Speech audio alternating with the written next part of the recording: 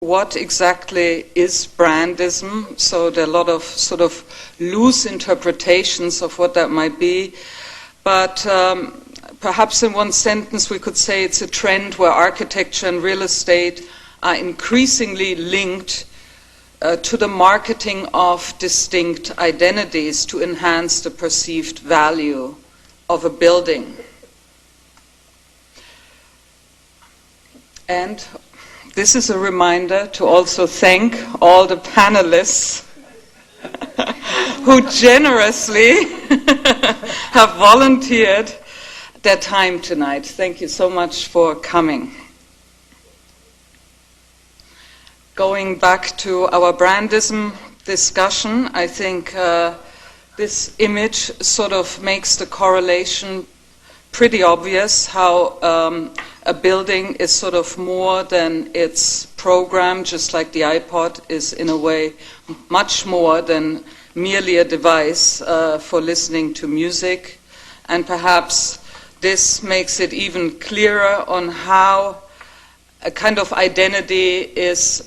projected onto a building, i.e. turned into a comprehensive lifestyle by means of marketing.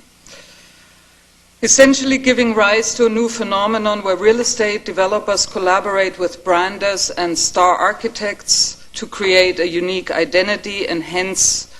add economic value to their residential and commercial projects. So I'm just going to click through some slides of sort of what has been built in recent years. And it's really also the first time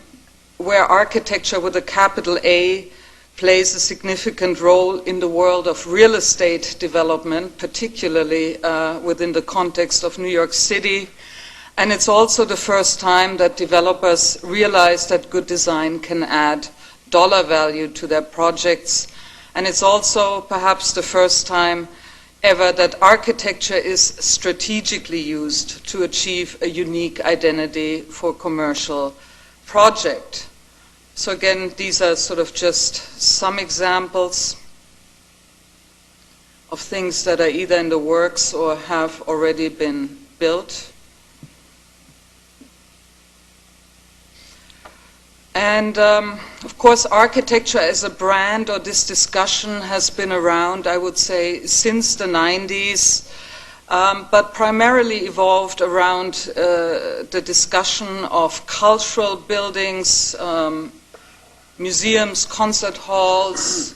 and libraries that have been strategically used to elevate the image of a city in the global market, as was the case first with Gary's Guggenheim, then Kohlhaase's library here in Seattle,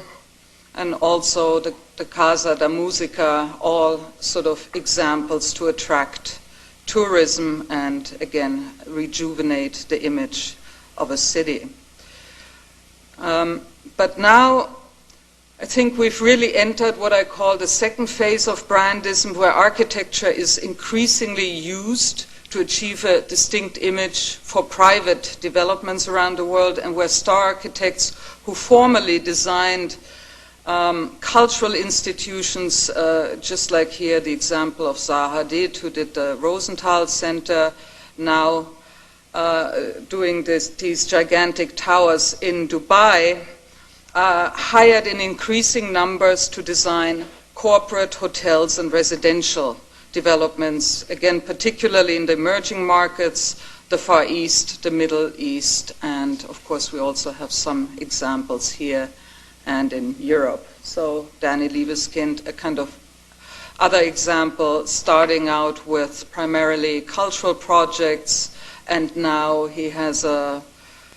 bunch of residential and commercial developments really all over the world.